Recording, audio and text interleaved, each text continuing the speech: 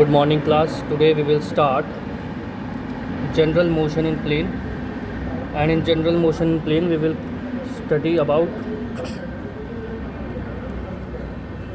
an object is moving in a plane, right? We have already learned that in a plane we have two axes, right? This is x-axis, this is y-axis. So we are considering that हमारे पास एक object है. Consider an object moving in xy plane, okay, with non-uniform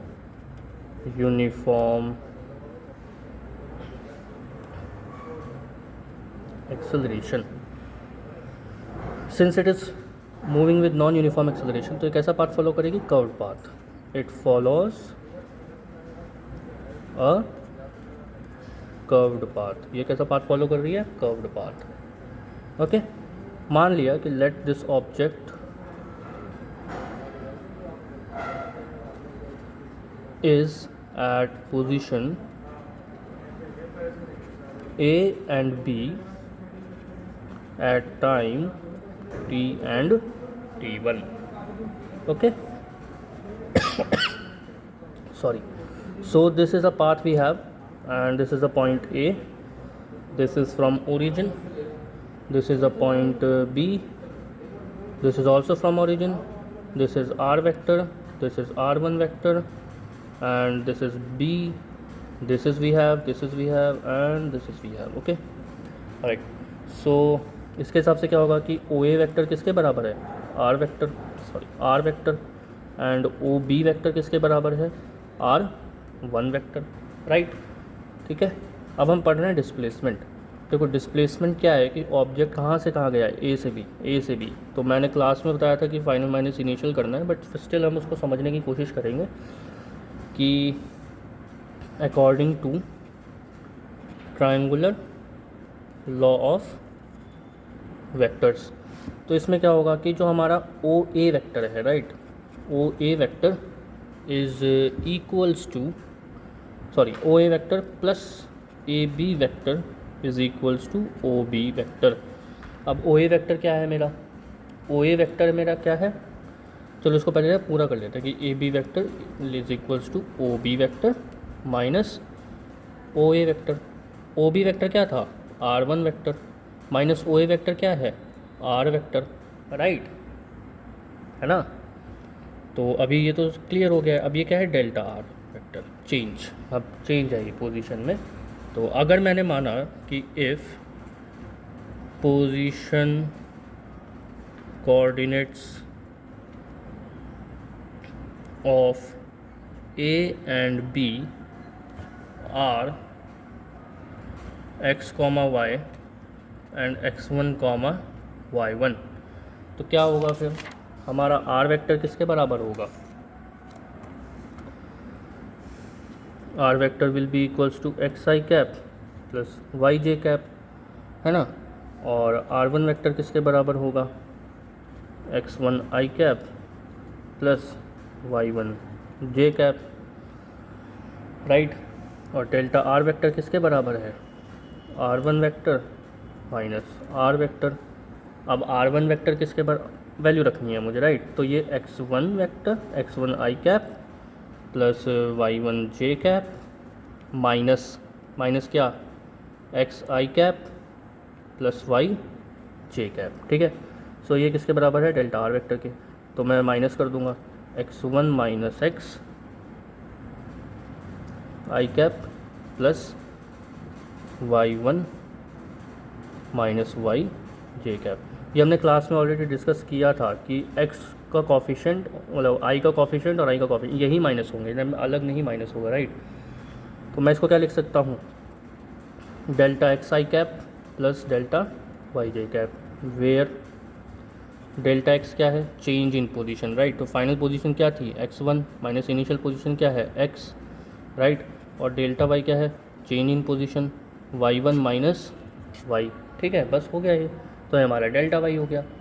ठीक है. अब कोई तुमसे पूछने लगे कि मुझे ये बताओ कि मैग्नीट्यूड ऑफ डिस्प्लेसमेंट क्या है। मैं कैसे फाइंड आउट करूँगा मैग्नीट्यूड ऑफ डिस्प्लेसमेंट, तो मैं कैसे फाइंड आउट करूँगा, ऑब्वियसली जैसे हमने वेक्टर का मैग्नीट्यूड निकालना सीखा है, delta r equals to x1 minus x का square plus y1 minus y का स्क्वायर का अंडर रूट, राइट। इसी तरह तो वेक्टर का मैग्नीट्यूड निकालते थे। अब नेक्स्ट टॉपिक हमारा क्या आता है, वेलोसिटी। ओके, अब वेलोसिटी क्या होता है, देखो वेलोसिटी क्या होता है कि जब टाइम के साथ में क्या चेंज हो, displacement, right, displacement per unit time, unit time में जो डिस्प्लेसमेंट होता है। तो इसमें हम सबसे पहले वेलोसिटी में क्या पढ़ते हैं, एवरेज वेलोसिटी, ठीक है, एवरेज वेलोसिटी। तो इसको हम किससे डिनोट करेंगे, वी एवरेज, वेक्टर साइड में ऊपर लगाया, तो it is the ratio, it is the ratio of displacement,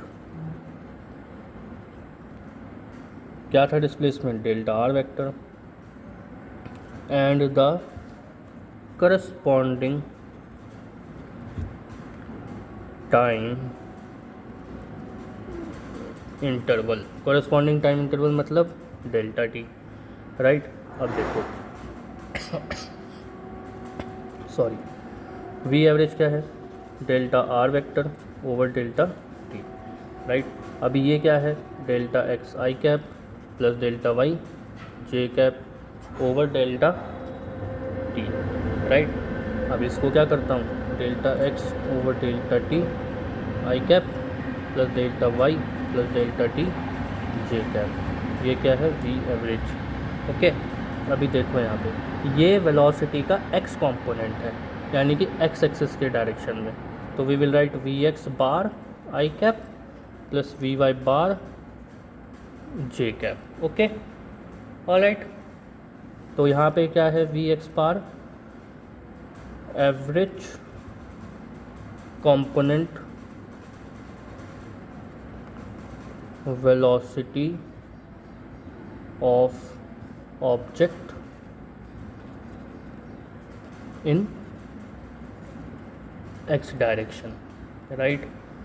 और सिमिलरली वी वाई वेक्टर भी सेम है हमारा, average component velocity of object in y direction, तो एक ये हो गया, राइट।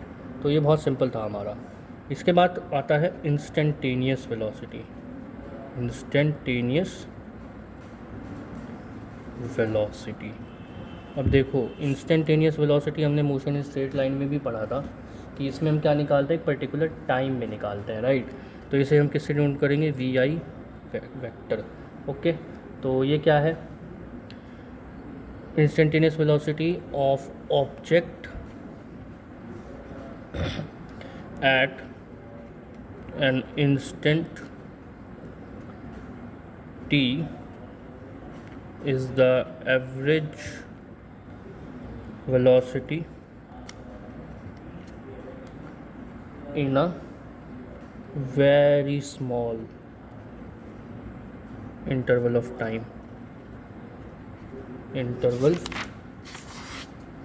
of time. क्या था वो, डेल्टा टी, यानी कि पहले जैसे पहले हमने पढ़ा था कि डेल्टा टी क्या होना चाहिए, delta T approaches, time interval बहुत कम, अप्रोचेस टू ज़ीरो। तो जब टाइम इंटरवल ज़ीरो की तरफ जाएगा तब हमारी वेलोसिटी कौन सी है, इंस्टेंटेनियस वेलोसिटी,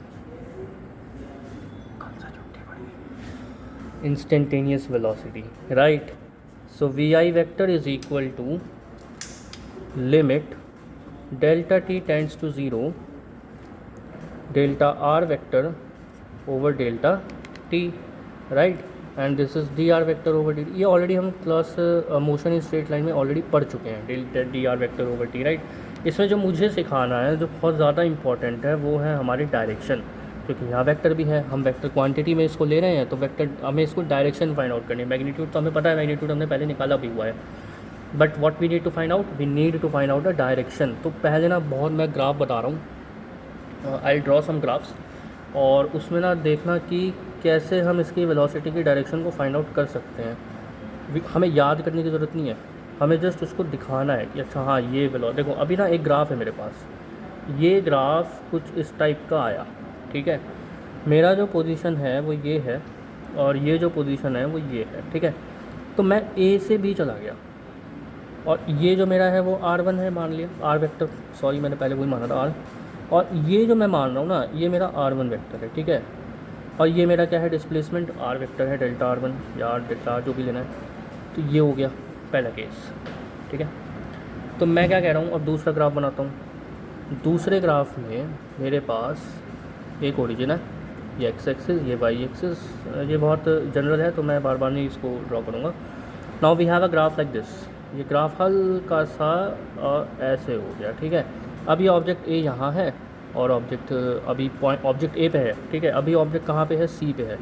तो ये मेरा आर वेक्टर है और ये मेरा R1 वेक्टर है। तो ये फिर से डिस्प्लेसमेंट डेल्टा आर हो गया। तीसरे ग्राफ में मेरे पास क्या हुआ, तीसरे ग्राफ में ये ग्राफ बिल्कुल लगभग ऐसा हो गया। तो अब ये मेरा ए है position and now this is position D. अब ये तुम देखोगे तो ये और भी ऐसे हो गया, ये R था, ये R1 था, ये R था, राइट, है ना। मैं क्या देख पा रहा हूँ, अगर हम अभी भी देखेंगे कि ऑब्जेक्ट पहले पॉइंट ए पे था, पॉइंट ए पे था, पॉइंट ए पे था, राइट, अभी ए पे ही है, मैं कंपेयर कर रहा हूँ इन कर्व्स को, राइट। तो ऑब्जेक्ट जो है बी पे, सी पे, डी पे कहाँ पे है, टाइम t1 पे, राइट, टाइम t2 पे, डेल्टा t1 मान लेते हैं, डेल्टा t2 मान लेते हैं, डेल्टा t3 मान लेते हैं। इंटरवल की बात यहाँ पे हो रही है, ठीक है। और मैं ये कह रहा हूँ कि मेरा जो डेल्टा t1 है ऑब्वियसली वो ग्रेटर देन है delta t2 and delta t3, right, क्योंकि इसमें ज़्यादा टाइम लगेगा ना। देखो डेल्टा t1 ज़्यादा होगा, डेल्टा t2 ज़्यादा होगा, डेल्टा t3 उससे ज़्यादा होगा, मतलब डेल्टा t1 ज़्यादा डेल्टा t2 से, डेल्टा t2 ज़्यादा डेल्टा t3 से, राइट। और जो डेल्टा R1 है, डेल्टा R2 है, डेल्टा R3 है, ये क्या है, ये डिस्प्लेसमेंट है in time interval delta t1, time interval delta t2, time interval delta t3। तो देखो अब देखो ध्यान से देखना, जैसे जैसे टाइम इंटरवल इंक्रीज़ हो रहा है वैसे वैसे क्या इंक्रीज़ हो रहा है, बोलो। जैसे जैसे टाइम इंटरवल, यहाँ पे देखो टाइम इंटरवल बढ़ने के साथ साथ यहाँ पे क्या हो रहा है, डिस्प्लेसमेंट बढ़ रहा है। या जैसे जैसे टाइम इंटरवल घट रहा है वैसे वैसे डिस्प्लेसमेंट घट रहा है। इसका क्या मतलब हो गया, इसका मतलब ये हो गया कि जब जब डेल्टा टी ज़ीरो की तरफ जाएगा, डेल्टा आर भी किसकी तरफ जाएगा, ज़ीरो की तरफ जाएगा। यानी कि मैं दोबारा से बोल रहा हूँ, डेल्टा टी के घटने से डेल्टा आर घट गया, यानी कि डेल्टा टी को अगर ज़ीरो की तरफ जाएगा तो डेल्टा आर भी कहाँ की तरफ जाएगा, ज़ीरो की तरफ जाएगा। तो अगर ये कर्व ऐसे ना होके ये ऐसे होता और ये टाइम जो डिस्टेंस हमारा है ना डेल्टा टी, टाइम बहुत छोटा है, मान ली इतना ले लिया हमने टाइम इंटरवल, तो ये टेंजेंट हो जाता। तो इसका क्या मतलब हुआ सॉरी, जो डेल्टा आर है बिकम्स टेंजेंट टू पाथ, ये बहुत इंपॉर्टेंट है, ठीक है। मैं दोबारा से एक बार बता देता हूँ कि ये जो ग्राफ है ना ये यहाँ ऐसे होता, तो ये ए पोजीशन पे, जैसे जैसे हम उसके पास ला रहे थे पोजीशन वैसे वैसे उसका डिस्प्लेसमेंट घट रहा था, राइट। जैसे जैसे हम यहाँ पास में ला रहे थे टाइम घट रहा था तो डिस्प्लेसमेंट घट रहा था। मान लिया कि टाइम इंटरवल बहुत छोटा है, भाई टाइम इंटरवल इतना छोटा है कि ऐसे ऐसे है, यहाँ पे बस जस्ट सपोज एक पॉइंट यहाँ है, एक पॉइंट यहाँ है, इतना डिफरेंस है, टाइम बहुत छोटा है, तो टेंजेंट बन जाएगा ना। तो यही कह रहा है कि डेल्टा आर वेक्टर जो है वो क्या बन जाएगा, टेंजेंट बन जाएगा टू द पाथ ए। तो अगर तुमसे कोई पूछे तो बताना कि डायरेक्शन जो होती है इंस्टेंटेनियस क्या, वेलोसिटी की, किसके, of object at any path, any point on the path is tangent, ये इंपॉर्टेंट है, ठीक है, tangent to the path at that point, at that point। तो ये हमें याद नहीं करना होता कि किसी भी कर्व में वेलोसिटी निकालनी है तो it is tangent, but why it is tangent, because this is due to this maths, right. तो ये मैंने ग्राफ समझाया है, ये केवल इसलिए समझाया क्योंकि मुझे बतानी थी डायरेक्शन। जस्ट याद नहीं करनी होती है, याद नहीं करना है कि डायरेक्शन क्या है, डायरेक्शन क्यों है, और मतलब डायरेक्शन क्यों टेंजेंट है। We just need to remember कि डायरेक्शन टेंजेंट होती है, but the math is this. Okay, किसी को कोई प्रॉब्लम आती है तो वो पूछ सकता है। मैं इस वीडियो को यूट्यूब पे अपलोड कर रहा हूँ, कमेंट में मुझसे पूछ सकते हो किसी भी कोई प्रॉब्लम आती है तो, ठीक है। ऑलराइट, नेक्स्ट टॉपिक हम स्टार्ट करेंगे एक्सेलरेशन। मैं अभी नहीं करा रहा हूँ क्योंकि थोड़ा सा यही ट्रिकी हो गया है, अदरवाइज सेम है।